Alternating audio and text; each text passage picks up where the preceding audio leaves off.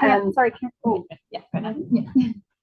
Good morning, everyone, and welcome to the Metro Inner Development Assessment Panel for Wednesday, the 11th of February 2026. I declare the meeting open at 9:31 a.m. In doing so, I acknowledge we are hosting this meeting on the traditional land of the Whadjuk people of the Noongar Nation, and we acknowledge the Aboriginal people as the traditional custodians of Western Australia and pay respect to elders past and present and the ongoing connection between people, land, waters and community. The meeting will be run in accordance with the DAP Standing Orders 2025 and DAP Regulations 2011. The meeting is being recorded and live streamed on the DAP website. Panel members may refer to technical devices throughout the meeting to assist them in considering the information before them. I'll now introduce the panel members. My name is Karen Hyde. I'm your presiding member today. To my left, Eugene Coltas, Deputy Presiding Member. Further to my left, Francesca Lafanti, Specialist Member. And further to my left, Commissioner David Caddy for Part B, the City of Nedlands. Item 2, we have apologies from Commissioner Bianca Sandri and Commissioner Kath Hart from the City of Nedlands for Part B. Item 3, noting with minutes, the panel can note that minutes of the previous meetings are available on the DAP website. We'll now move to Part B of our agenda for the City of Nedlands. In the first instance, I'll seek a declaration of due consideration that panel members have considered all the documentation contained within Part B of the agenda and Part B related information. Can I have a show of hands, please? That's unanimous, thank you. Next, I'll seek disclosures of interest. First, Commissioner Caddy, could I check, was this application before you to briefing or a meeting? Thank you very much. Any other declarations from panel members? No, thank you. Moving ahead with our agenda, we have no Form 1 DAP applications to consider. Today, we will consider Form 2 DAP application, item 4. For lot number 121, number 38, Portland Street, Nedlands, the proposed 10 multiple dwellings, a request to grant 2 additional years of development approval period. We've got one presenter today, Andrea Biondi from Urbanista Town Planning. Andrea, we've read your submission. I've granted you up to 3 minutes. Would you like to make a short presentation? Yes, thank you, Presiding Member. Can everyone hear me okay? Yes. Excellent, thank you. I will keep it brief. So good morning, everyone, and it's good to be with you all. And thank you again for the opportunity to present briefly on this item. So we've obviously made an application to extend the validity period for 10 multiple dwellings at 38 Portland Street in Nedlands. As the applicant, we're obviously very supportive of the office's recommendation, so thank you very much for that positive recommendation. And we're also supportive of the conditions that have been recommended by the city's officers. So since the original development approval was granted in November 2010, there has been some minor changes, or the planning framework has evolved slightly, the local planning framework specifically, with the introduction or the modification of several new local planning policies. And these relate to sustainable design, trees and landscaping, public art, and more specifically the city's precinct policy. So the 2 new conditions that the city's officers are recommending, the first one relates to sustainability and the sustainable design policy. And we're happy with that condition to just obviously ensure that the design or the development remains contemporary and addresses the provisions of that policy. So we're supportive of that. And the second recommended condition relates to public art requirement for the site, and we're also supportive of that and ensuring that the development is contemporary with current policy requirements. As for the other local planning policies, we're of the view that the development still continues to meet the objectives and the principles of those policies. So just specifically a quick rundown, there are no regulated trees in accordance with the policy on the site, so there's nothing worthy of retention from that perspective. And the boundary wall that we don't comply with under the precinct policy, we still think that we're of the view that the design still meets the provisions and the objectives or the design principles of that one as well. So just what's important to know, and that it's fundamental to the design, that, you know, this development will still make a significant contribution to the area. And it's also been assessed under SPP 7.0, which obviously hasn't changed, and that ensures it still remains contemporary. So yeah, we believe that the development still aligns with the strategic objectives of the area, and we're very supportive of the office's recommendation, and we hope the panel are as well. Thank you. Thank you, Andra. I'll see if panel members have any questions of you, Commissioner Caddy. No, thank you. Member Lafante? No. Member Colters? Okay. I'll just have one, just in terms of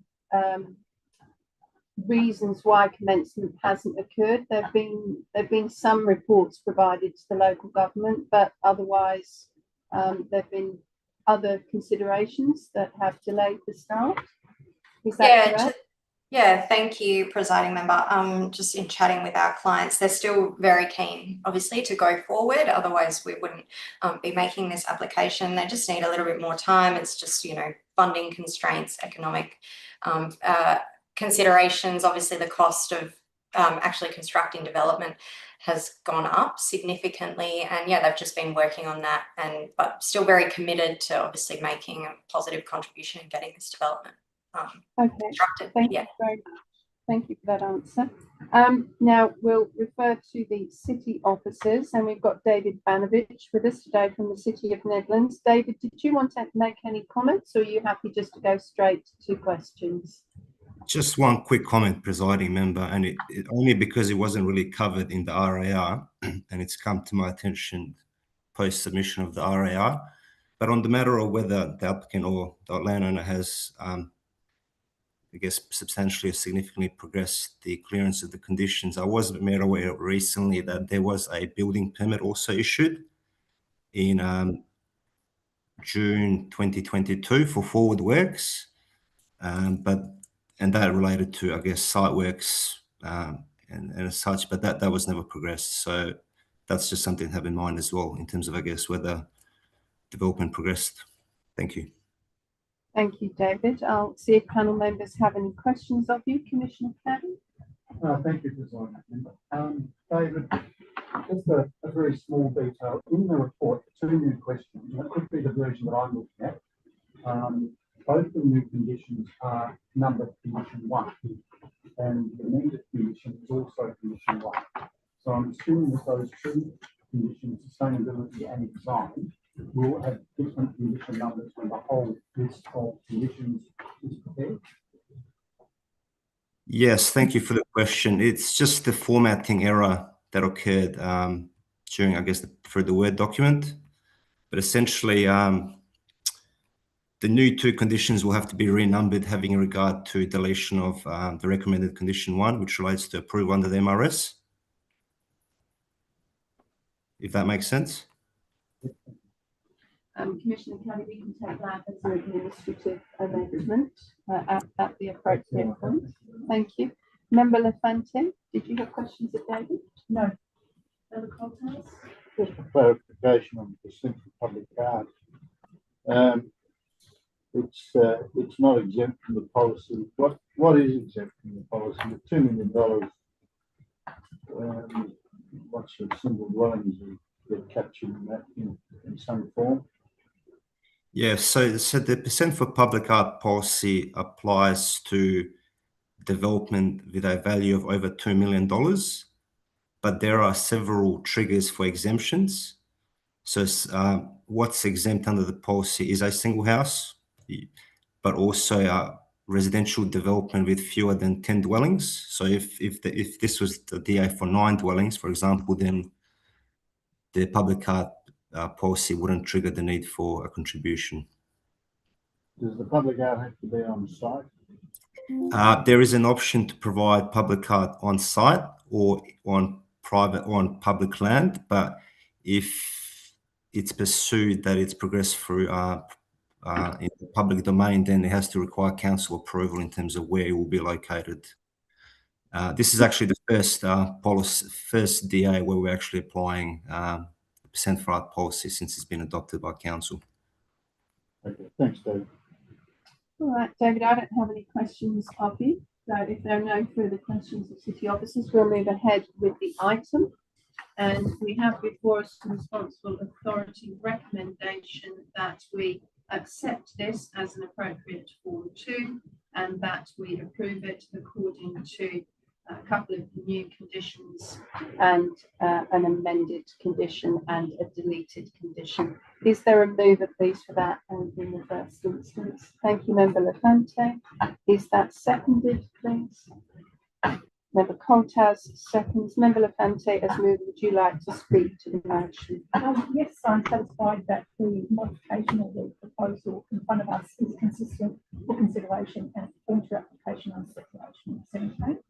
I'm also supportive of the inclusion of the conditions which align and reflect the current planning framework, and that's been set out in the report. And I also accept the applicant's comments in relation to actions and associated matters to progress the works. I do note the comment that was raised today in relation to the typo changes, and I'm going to take that as a reflection in the final determination. And I am therefore supportive of this recommendation. Thank you, Member Lafante. Member Coltas, a seconder. Yeah, I'll just agree with Member Lafante's comments that it's an appropriate recommendation for approval. I agree that it's passed the 3-point test for consideration, and I think that's an additional 2 years of life. So I support it. Thank you. And you're happy to take those administrative numbering corrections on board? Thank you. Commissioner Paddy, did you wish to speak to the motion on the table? Thank you, Presiding Member. I'm quite comfortable with the recommendation. It's very pleasing that the applicant has agreed to accept the conditions as part of the planning framework. The changes to the planning framework occurred since 2021 when it was first approved, and I'm satisfied that it does make sense for an extension of time for 2 years. Thank you. I'll briefly speak. I too am comfortable that it meets the test, given that there has been some efforts made by the applicant to make a start, that there's nothing substantial that has changed in the planning framework that would otherwise impact the earlier decision. I'm also very pleased to hear that the applicant is keen to maintain a high level of sustainability, and I think the public art will make a good contribution to the community. So I think it's quite reasonable to request a further 2 years to make a commencement in what is a fairly challenging time for construction for all developers, whatever their scale. So I'm happy to support this recommendation. Member Lafante is moved. Did you wish to close debate? Say anything further? Nothing further. Let's put this motion to the vote. Those in favour? That's unanimous. Thank you very much. We now just briefly return back to our agenda. We have no SAP reconsiderations. As part of other business, SAP applications for DAPs are listed in the report on the DAP website. And there being no further business, I'd like to thank panel members for their attendance, officers at the City and our presenter, and close the meeting at 9:44 a.m. Thank you. Thank you. Thank you.